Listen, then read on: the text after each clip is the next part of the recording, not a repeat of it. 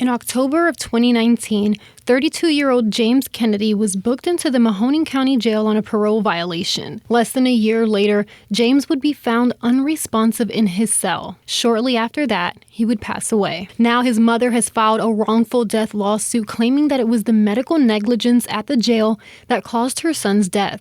I knew at that point that he wasn't going to come home, that he was really, really sick. James's mother, Linda, recalled the moments leading up to her son's death, and she says it was the other inmates who helped her son the most when he was having seizures and became ill.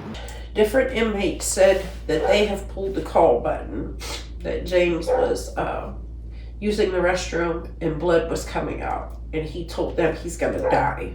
He said James has had many seizures, and they would help him, like different inmates would help him and get him into his room. On August 26, 2020, James was found in his cell unresponsive. He was taken to St. Elizabeth Hospital. Once she found out, Fekete rushed to the hospital, but because James was still an inmate, the hospital could not give her any information. It's a HIPAA violation. We're not supposed to tell you anything, and you need to leave. I called the jail at 2:58, and I don't know who the deputy was that I spoke to, but I cried and pleaded with him to please tell me if my son was alive. That's all I want to know. Eventually, she would find out that her son was alive, but nothing more. Then, after a week of still no answers, the family heard from James' lawyer. They say that he's out on an OR bond. He is in intensive care and is currently in renal failure, is paralyzed and on a ventilator. Fekete would never see her son awake again. Still, she was finally able to visit James in the hospital. I said, Mom's here. Squeeze my hand if you know that I'm here. And he squeezed it really, really hard.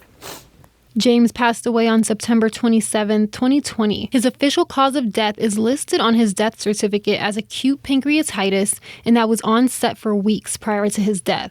It was also ruled that he suffered from sepsis and pneumonia. James left behind a son and 2 daughters. In September of 2022, Fekete filed a wrongful death lawsuit against the Mahoning County Jail, the jail's medical service WellPath, as well as 6 medical caregivers who worked at the jail at the time. In the lawsuit, she claims that as Kennedy's condition worsened while he was an inmate at the jail, the progress of his disease was overtly apparent from his overall appearance and complaints that he voiced to the jail staff and jail medical staff. It also claims that as Kennedy's condition deteriorated, other inmates commented to the corrections officers and other members of the jail staff and jail medical staff that something was seriously wrong with Kennedy. The complaint states that had the jail and medical personnel paid minimal attention to Kennedy, it would have been clear that he was ill and in need of treatment. The jail filed a response denying all claims of medical neglect.